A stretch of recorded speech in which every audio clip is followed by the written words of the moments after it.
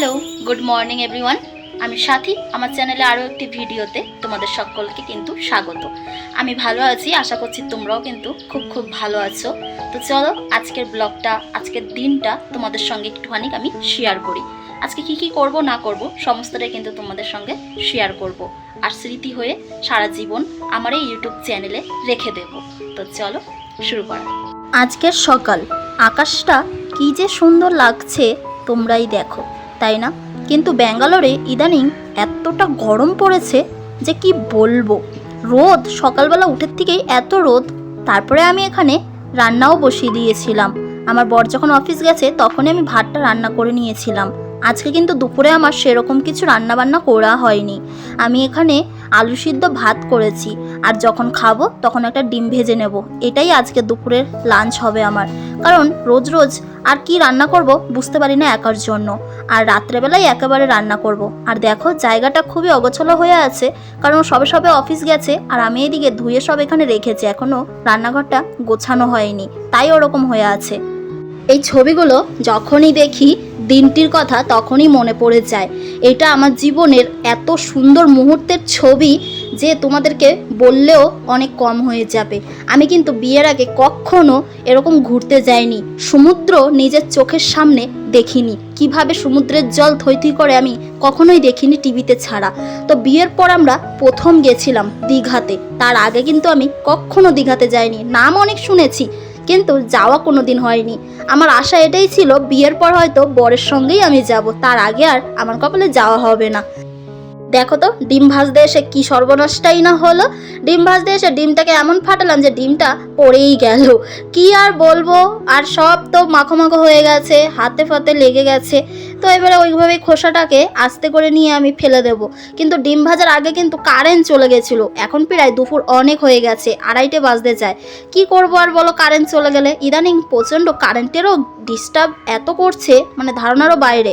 আমাদের গ্রামের কথা মনে পড়ে গেল, আমাদের গ্রামও যেরকম ঘন ঘন কারেন্ট চলে যেত, এই তো দেখছি ব্যাঙ্গালোরেও সেম জিনিসটাই হচ্ছে। কারেন্ট আসাতেই আমি দেখো এখানে ডিমটাকে ভেজে নিয়েছি, এখন খাবো। পাশে একটা লঙ্কা ভেজেছি, ওই যে তোমাদেরকে দেখিয়েছিলাম না ভাতের মধ্যে আলু দিয়েছিলাম, তো একটা শুকনো লঙ্কা ভেজেছি আলু দিয়ে, ওই ভাতটাকে আর আলুর ছানাটাকে মাখবো আর কি শুকনো লঙ্কা দিয়ে, বেশ ভালো লাগবে তাই না?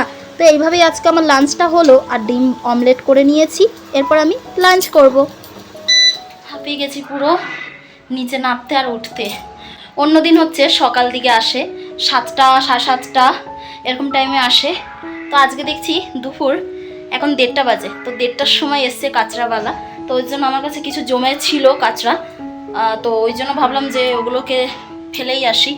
আবার কবে আসবে, মানে অত সকালে না এমনি ঘুম থেকে উঠি না, তো আজকে ভাবলাম যে তাহলে ফেলেই দিই, 2 দিন পরেই ফেলতে হবে, তো আজকেই ফেলে দিই। ওই জন্য আমি ফেলে এলাম আর কি।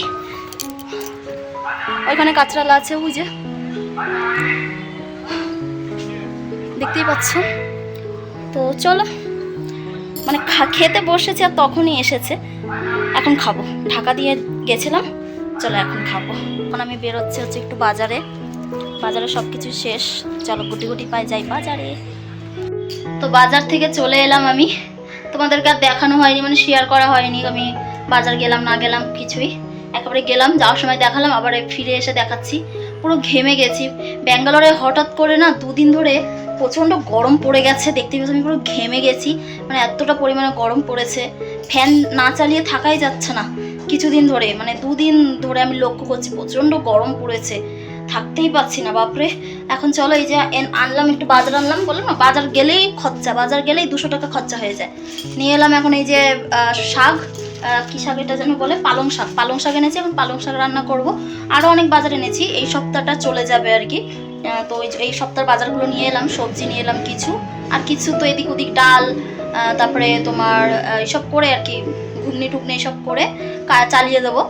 তো 2-3 দিনের বাজার এনেছি, 2-3 দিনের সবজি, তার বেশি তার সবজি আনতে পারবো না, নষ্ট হয়ে যাবে। তো চলো এখন আমি রান্নাঘরে রান্না করব পালং শাক।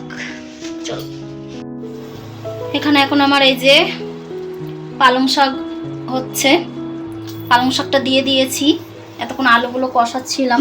তো পালং শাক আমার পুরো মানে এখনই দিয়েছি, আলুটা একদম গলে গেছে, তো এখন একটুখানি পালং শাকটা গলবে, তাহলে কিন্তু আমার আজকের রাতের খাবার কিন্তু রান্না হয়ে যাবে। তো চলো এটাকে এখন আমি ঢাকা দিয়ে রান্না করব। তোমাদেরকে পুরো রান্নাটা আমি আর শেয়ার করিনি, কারণ পালং শাক তো বুঝতেই পারছো ধুতে অনেকটাই সময় লেগে যায়, অনেক নাহলে বালি থাকে, তো ওই জন্য। দেখো চাঁদটা কি অপূর্ব লাগছে। আমি বাইরে এসেছি, এসে দেখছি চাঁদটা কি সুন্দর লাগছে, তাই আর তোমাদের সঙ্গে শেয়ার না করে পারলাম না। আর রাত্রেবেলা ব্যাঙ্গালোর দেখো কত সুন্দর আলোতে ঝলমল করছে। আমাদের ছাদের ওপরে তো ওরকম টুনি লাইট লাগানোই আছে। সো আমার রান্না কিন্তু ডান। আর ওপরে হচ্ছে হালকা মতো কসুরি মেথি দিয়ে দিয়েছি। এরপর আমি এটাকে ঢাকা দিয়ে রেখে দেবো আর রুটি করব, তাহলেই হয়ে যাবে। আর আজকে কিন্তু অনেকটাই লেট হয়ে গেছে, এখন অবধি আমার বর আসেনি অফিস থেকে। ওর অ্যাকচুয়ালি একটু মিটিং আছে, ওর একটু মিটিং ছিল, যার কারণে আজকে একটু লেট হয়ে গেছে। আর আজকে অফিসেও তাড়াতাড়ি গেছিলো সকালবেলা, বাট ওকে লেট হয়ে গেছে আজকে আসতে। এখন অবধি আসেনি, মানে এসে পৌঁছায়নি, বেরিয়ে গেছে, তবে এখনও আসেনি। ও বেরিয়েছে, এখন কটা বাজে তোমাদেরকে বলি, 8:30 বেজে গেছে। আর ও প্রায় 7:30 মতন কিন্তু ঘরে ঢুকে যায়। তো এটা একটু লেট হচ্ছে। আর আমার এদিকে রান্না হয়ে গেল, এখন শুধু রুটি করবো, তাহলেই হয়ে যাবে। তো আটাটা মেখে আমি খানিকক্ষণ রেখেছি, আর একটু কিছুক্ষণ রাখবো, তারপরে রুটিটা করবো। তো চলো টাটা।